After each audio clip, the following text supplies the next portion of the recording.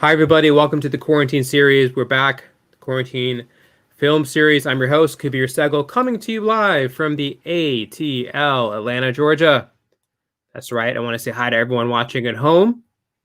Special hi to my mom and dad watching downstairs. We're all quarantining together at home. I want to appreciate all of you for tuning in. The quarantine series, we're all about shining the light on creative individuals. These are the people that write the books, produce the music, shoot the films that we're all enjoying. We're really appreciating this community these days, aren't we? So thanks to I want to make sure we support this community that are in because they're enriching our lives with great artistry. So if you can, please support the films, please support the projects you learn about on this broadcast. In addition, let's try to support the local filmmakers, local film festivals, if they're doing a streaming edition, the local bookshop, musicians, artists and audiences. We need each other during this time of international pandemic. So, all right, if you want to learn who will be on the show, you can subscribe to my social media and you will get in the know as to who will be on. You can start thinking about what you want to ask them. And if you have a question, I don't have to ask all the questions. You could drop a question if you're watching live or if you're watching on the rebroadcast. Just let us know what's on your mind, and I'll try to opine to your queries and your curiosities.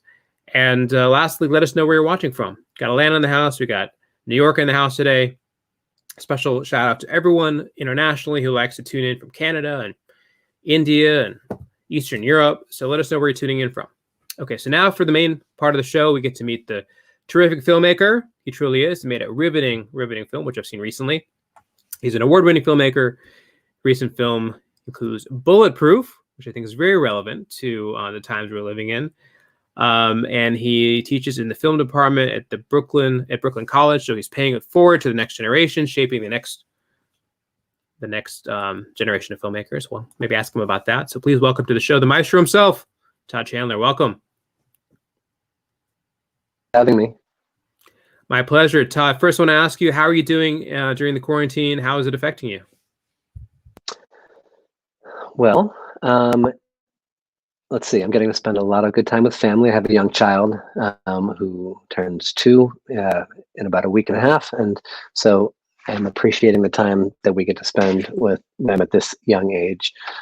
As a filmmaker and an artist, it's been certainly challenging. The film that, my most recent film, Bulletproof, which is making festival rounds right now, was set to premiere at South by Southwest last March, and we had literally finished the film and we're sending it to South by about 12 hours before South by Southwest canceled.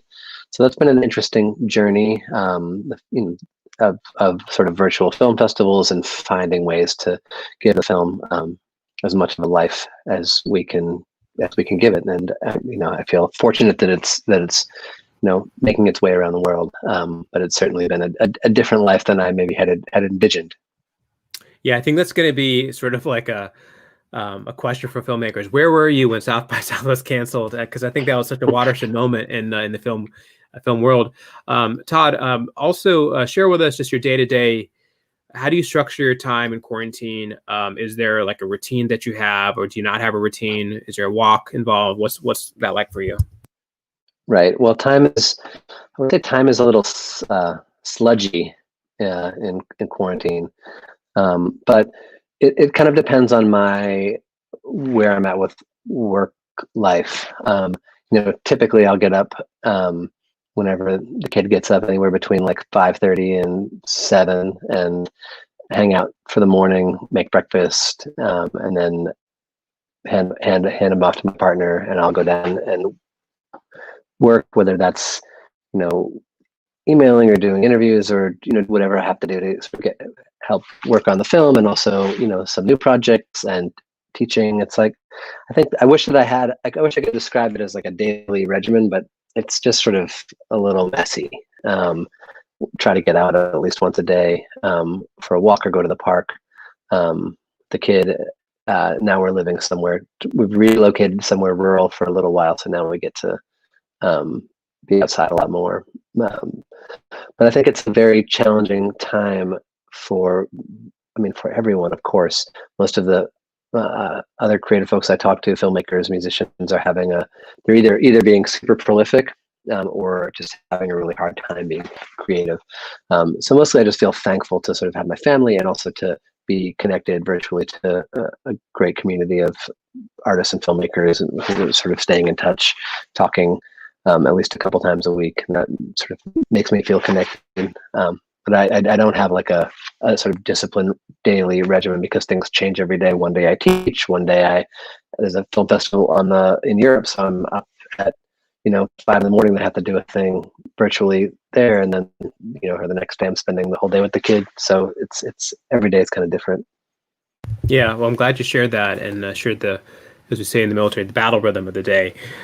So let's talk about your film Bulletproof. What a special film this is, and congratulations on getting selected for South by Southwest. No small feat with that. So, I mean, obviously, this has been an issue that sort of gripped American body politic.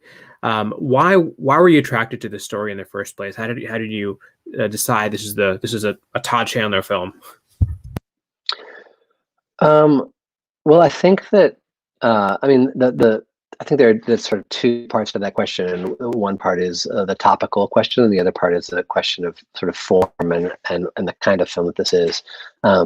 So in terms of the subject matter, I as you mentioned, I teach at Brooklyn College in the film department, and in 2015, there was a school shooting on the West Coast, and overheard some of my students talking about it and opened up the class for discussion. And it was just a really interesting conversation that was super wide-ranging, that ranged from school shootings to talking about media to talking about racialized violence and police in schools. And it was sort of all over the map. And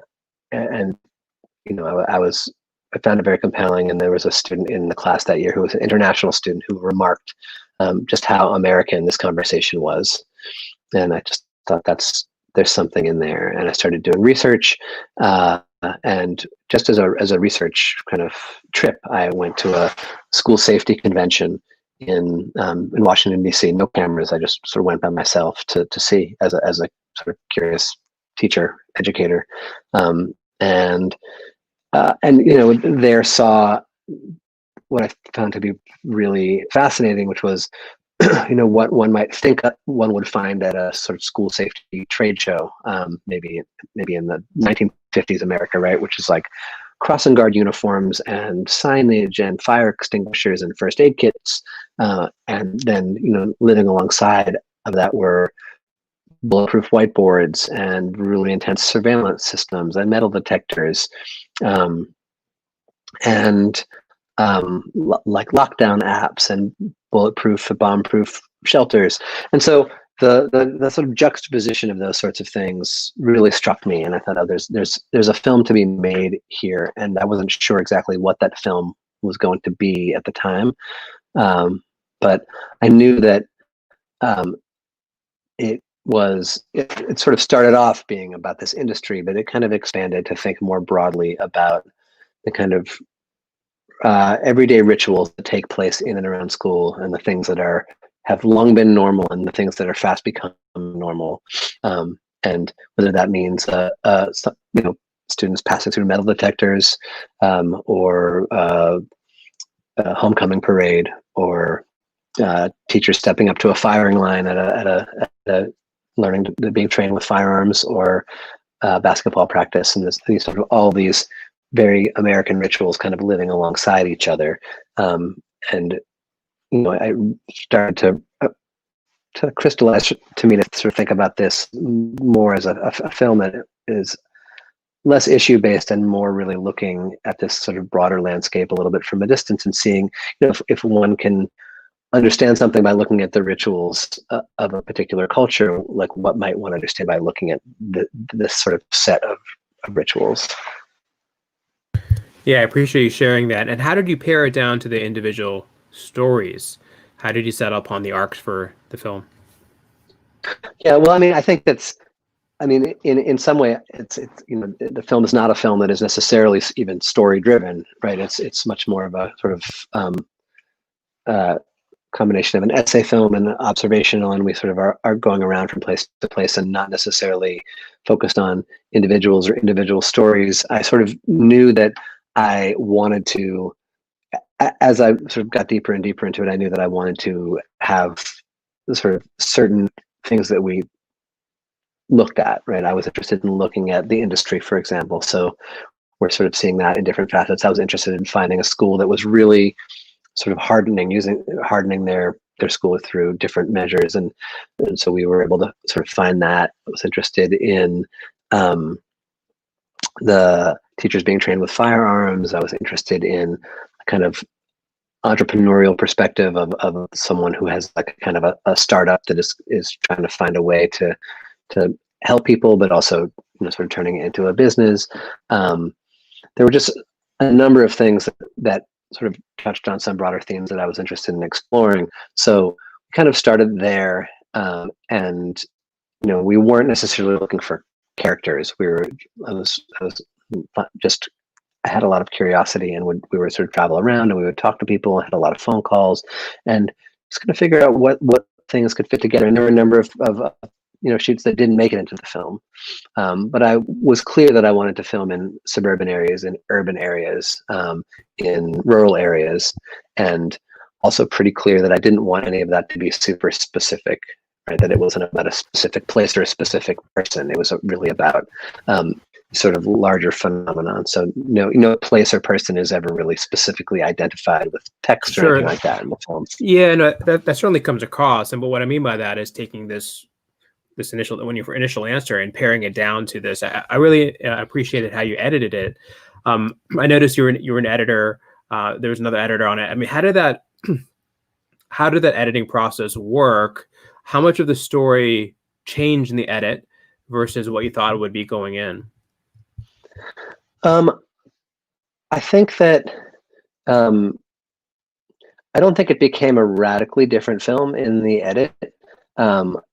As someone who has a background as an editor, I edit, I shoot, I direct, but really, like, I sort of learned filmmaking from the perspective of an editor, and that I think having that really informs the way that I direct. So I don't go into a moment or a shoot knowing exactly what I want, but I do know exactly what I don't want. So we didn't end up with like hundreds and hundreds of hours of footage. I think we ended up with something like 70 hours of footage, which in the documentary world is not very much footage at all.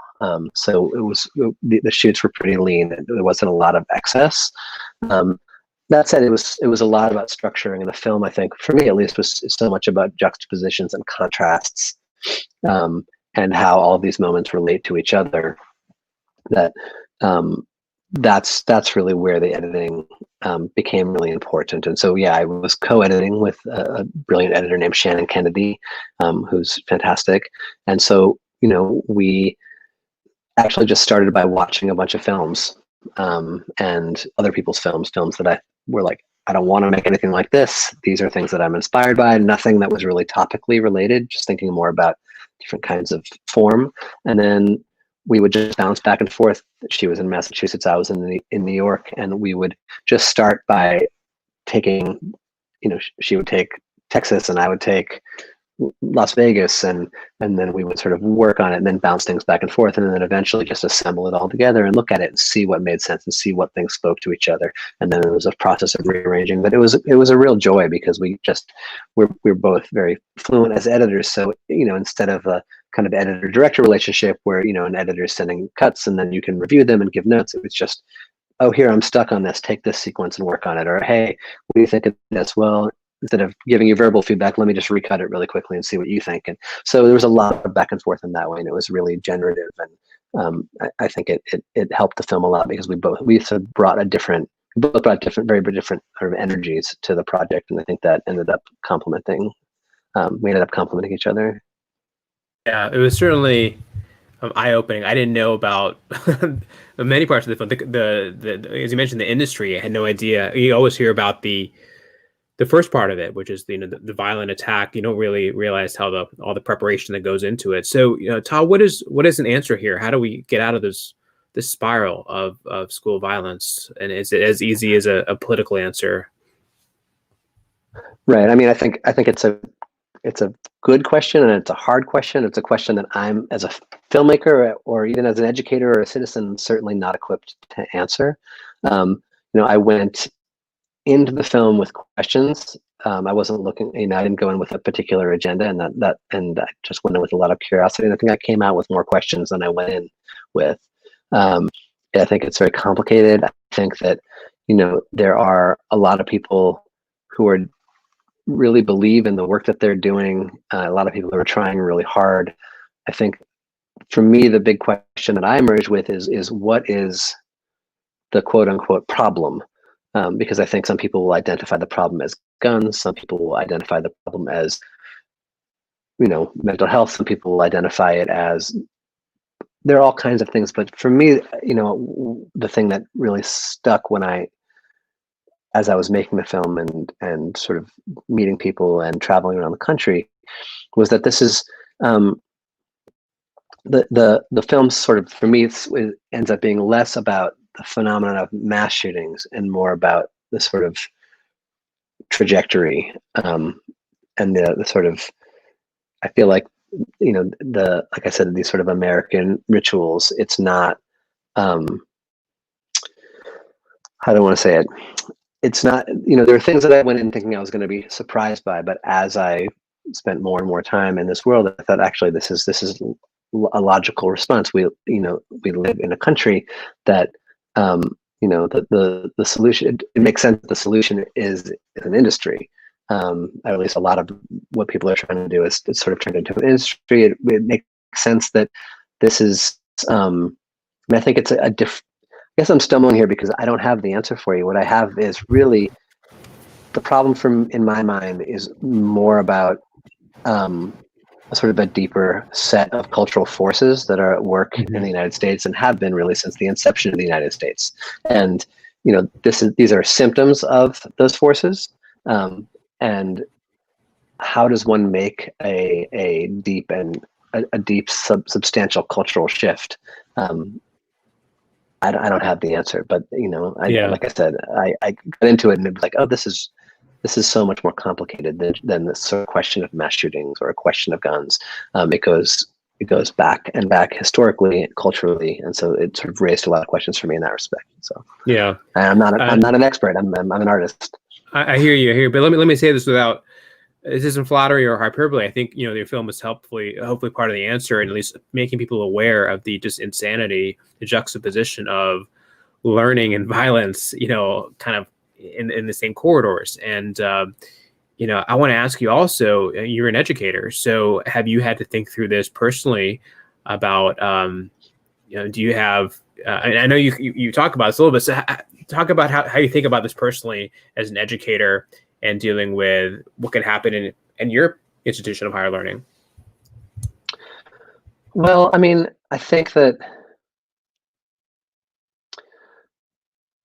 mostly where I'm teaching, and I mean, what I can tell you is about the sort of conversation that that initial conversation that kind of sparked the film in some way, which was, started out with my students talking, and look, the majority of my students at Brooklyn College, which is a public institution, part of the City University of New York system.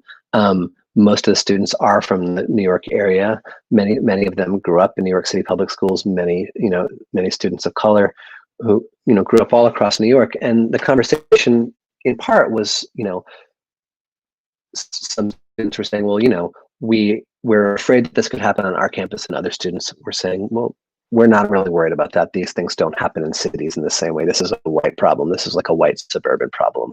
We're dealing with a different kind of violence. We're dealing with, and the things that we're afraid we're not afraid of mass shootings. We're afraid of police violence, or we're, and those are the things that they're thinking about. Or we're afraid of, sort of immigration. We're afraid of like federal marshal. You see it in the film. The students are like, we're afraid of federal marshals coming and separating us from our parents. So there's the film in many ways is a meditation about fear. And my experience as a teacher is I don't have that. I'm not thinking about, is a mass shooting going to happen? Mass shootings are clearly, obviously horrible, horrifying it's a horrifying phenomenon that that exists. But I also think that it's the violence is complex, and there's so much sort of depth to it and complexity to it, and there's so many different kinds of violence that play out in and across America. So for me as an educator, I'm mostly interested in sort of hearing my students' perspectives, and supporting them as artists, they're filmmakers, and supporting them as artists to make the work that they believe in, that they care about. But we're not doing lockdown drills. If that's we like, I don't have to navigate that. We don't have lockdown drills in our school. It's not that. That's not the situation. Yeah, and I appreciate sharing that, and sharing about what you made me think about, and you being an educator yourself. I really appreciate you for making this film as part of a conversation we need to have as a country and citizenry. I'm excited for everyone to check it out. Let's get your website up on the screen so people can follow you and learn more about. There it is, toddchandler.org. You can also go to the Bulletproof website to learn when that's going to make it to prime time. I'm excited for it to get out there. Anything you can tell us about when people might be able to see it in mass? Sure. Yeah. So it's still making the festival rounds right now. The plan is to have some theatrical distribution in the United States that will happen in the late spring. Who knows what theaters will look like in the late spring? So that will hopefully be at least a hybrid where there's some in-person theatrical screenings and virtual. So it'll be available widely in that regard in the spring, and then we'll have a broadcast on PBS Independent Lens in the fall of 2021. Awesome. You're all squared away. Congratulations on your great efforts, and we're wishing you all the best, Todd. Thanks so much, Kabir. I really appreciate it. Thanks for having me. All right. That's our show today, everyone. Keep it subscribed to my social media to learn who will be on the broadcast. Take care of each other. It's tough out there. Stay safe, everyone. Bye-bye.